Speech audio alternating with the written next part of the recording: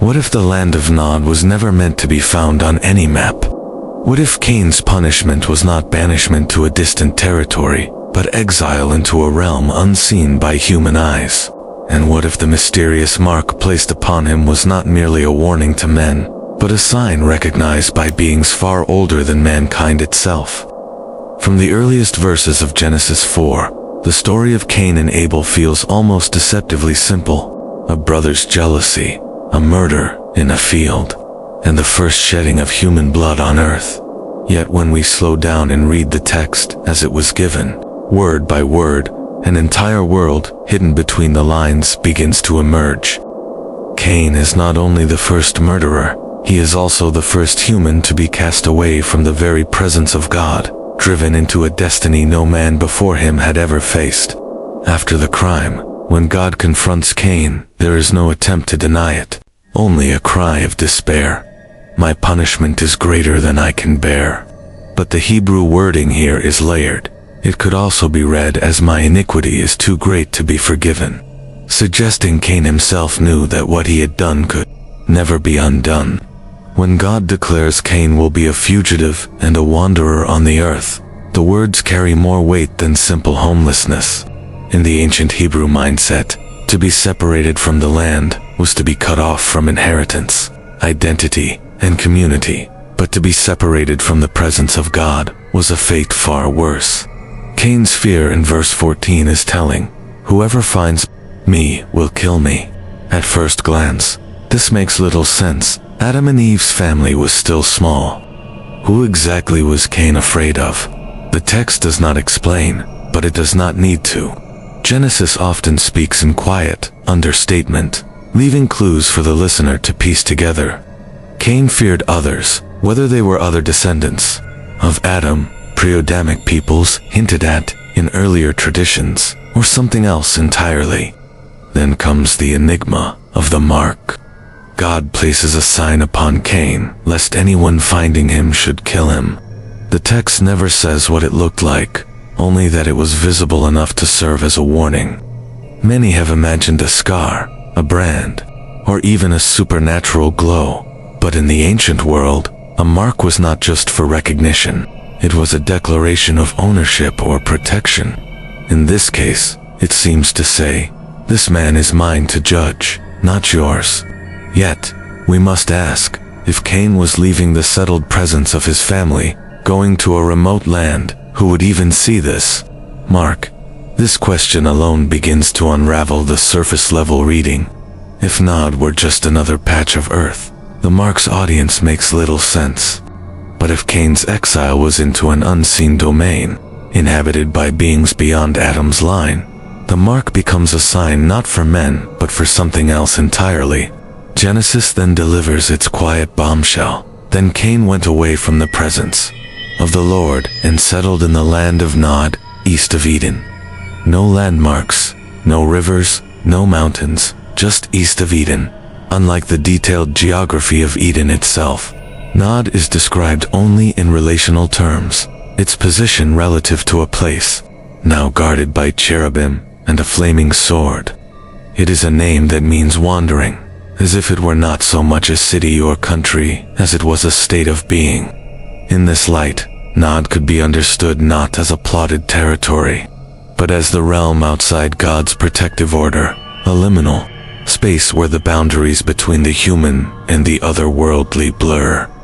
The next verse intensifies the mystery. Cain knew his wife and built a city, naming it after his son Enoch, a city. How does the first murderer, supposedly cast into exile and isolation, suddenly build a permanent settlement? Who helped him construct it? Who lived there? The text offers no answers, only the bare statement that such a place existed. This is the paradox of Cain's story. He is both a wanderer and a builder, cursed to restlessness yet founding the first recorded city. The tension suggests that Nod was not barren wilderness, but a place already occupied, a place into which Cain stepped, carrying both his curse and his strange divine protection. Seen this way, Genesis 4 is not just about the crime of murder, but about a crossing from the ordered world of Eden's vicinity into a shadowed domain that Scripture only glances at. The mark upon Cain, the fear of unknown pursuers, the sudden emergence of a city. These details hint that his exile was not simply geographic. It was spiritual, dimensional, perhaps even cosmic. The land of Nod was east of Eden in the same way the grave is beneath the earth, not because it can be charted on a map, but because it lies beyond the familiar, in a place where the presence of God does not dwell. What did Cain truly see when he first laid eyes on the land of Nod? Was it an empty wilderness, or a place already whispered about by ancient voices? The biblical account is brief, painfully brief, yet within its silence lies a mystery as deep as the soil Cain would walk upon. Genesis 4:16 tells us, "So Cain went out from the Lord's presence and lived in the land of Nod, east of Eden." To be east of Eden is more than geography. In Scripture, eastward movement often symbolizes exile, distance from God's dwelling place. When Adam and Eve were driven from the garden, they were sent east. Now Cain moves further still, not merely outside Eden, but outside the place where God's presence was even near, the land of Nod. Its name, meaning wandering, is a cruel irony for a man who immediately begins to build a city. How can a wanderer settle? Perhaps that was the point. Cain's city was a defiance against his punishment. God had said he would be a restless wanderer. Yet Cain's first recorded act in Nod is to anchor himself, to fix stone and timber in the ground, to create permanence where God had decreed impermanence. This is the first city in the biblical record, and it is founded not in obedience, but in resistance. And here we must pause to ask, what did this city look like? The Genesis text does not elaborate, but ancient history and archaeology provide us with possible contours. Early human settlements in Mesopotamia show clusters of dwellings, mud brick walls, and communal spaces. But Cain's city may have been more symbolic than massive. It could have been a fortified camp for his growing family, or a spiritual center, built on the idea that humanity could sustain itself apart from divine blessing. The very act of naming the city after his son, Enoch, marks it as a statement of legacy declaration that his line would endure. Cain's descendants, recorded in the genealogy of Genesis 4, became the founders of key pillars of civilization. Jabal, the father of those who live in tents and raise livestock. Jubal, the father of all who play stringed instruments and pipes.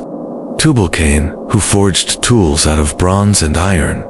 These are not the records of a primitive, stagnant tribe. They are the seeds of technological, cultural, and artistic innovation.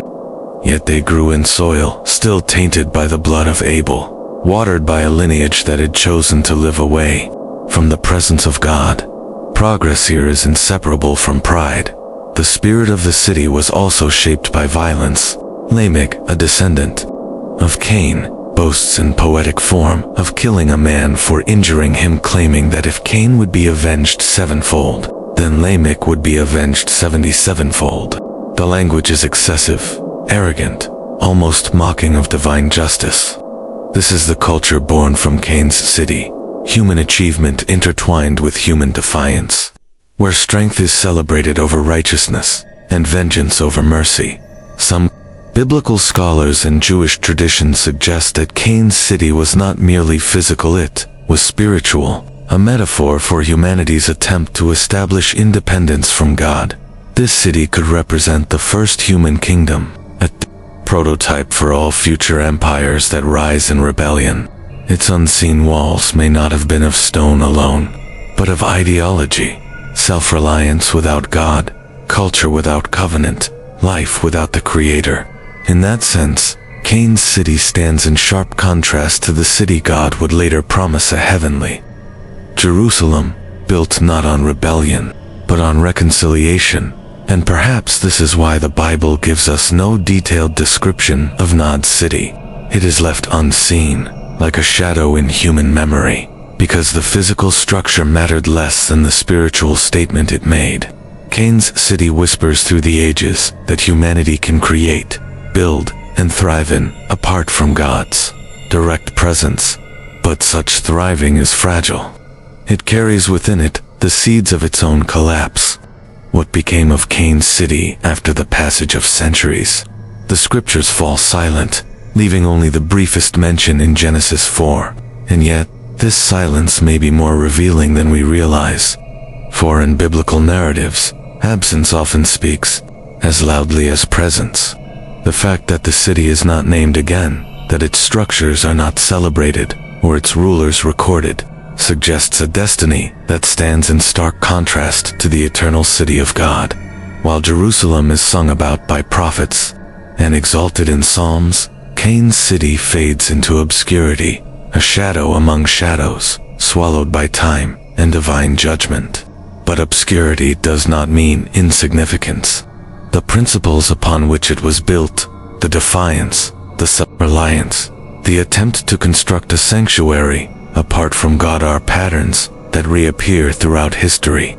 Cain's city, like a seed, carried on the wind, may have scattered its ideals into the soil of human civilization. Even if the bricks of its walls crumbled, the spiritual DNA of its rebellion may have taken root in other lands and other empires. In the lineage of Cain, we read of men such as Lamech, who boasted of his own vengeance, and of those who became masters of craft, music, and metallurgy. These achievements, though not inherently evil, are presented in the Genesis account within a context divorced from divine guidance. It is the story of human ingenuity, thriving apart from God, a tale as old as Eden's exile, and as modern as the cities we live in today. The city's silence in Scripture forces us to look beyond archaeology or historical geography. We are compelled instead to see it as a symbol and archetype of all human attempts to find meaning and security without God's presence. In this sense, Cain's city becomes a mirror in which we might glimpse our own age. The towers of glass and steel, the digital empires we construct, the laws and systems we create to govern ourselves all may echo the ancient desire to build a world on our own terms. And just as in Genesis 4, the mark remains, a reminder that God still sees, still judges, and still calls humanity back from its self-made exile. Could it be that this city, though unseen in ruins, still exists in a more dangerous form in the human heart?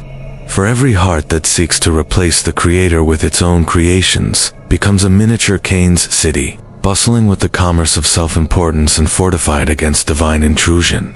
The prophets would later warn against such fortresses, calling God's people to tear down the high places and idols that had been erected not only on hills, but within their own souls.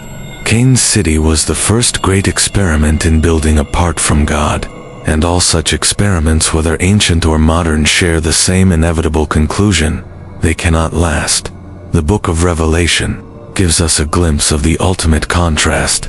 On one side is Babylon the Great, the culmination of every rebellion and corruption since Cain, a city clothed in luxury and arrogance, destined to fall in a single hour.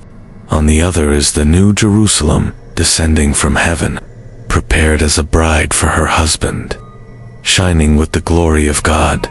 Between these two cities lies the entire story of human history, the rise and fall of every kingdom, every empire, every ideology that sought to build apart from the Creator. Cain's city may have been the first to take that path, but it would not be the last dot. And so, as the echoes of Genesis 4 fade into the silence of the text, we are left with a choice. Will we live in the shadow of Cain's walls, unseen but still, shaping the way we build, govern, and dream? Or will we walk toward the city, whose architect and builder is God, where exile ends and the curse is no more? The unseen city is not entirely lost to history, for its spirit walks among us. Its streets are paved in human ambition, and its gates are guarded by pride. But its foundations are cracked, and its towers lean toward collapse. Perhaps that is why God left the city unnamed in Scripture. A name might have made it a relic to be sought, a treasure to be unearthed. But in leaving it nameless, He ensures that it remains a warning rather than a monument. We cannot visit its ruins, but we can see its reflection in every place and every heart that chooses self over submission to God. In this way, Cain's city still speaks, not through inscriptions on stone, but through the restless striving of humanity, forever building yet never at peace. The choice remains before us, as it did for Cain, a city built by our own hands, or a city built by God's design. One ends in silence, the other in everlasting song.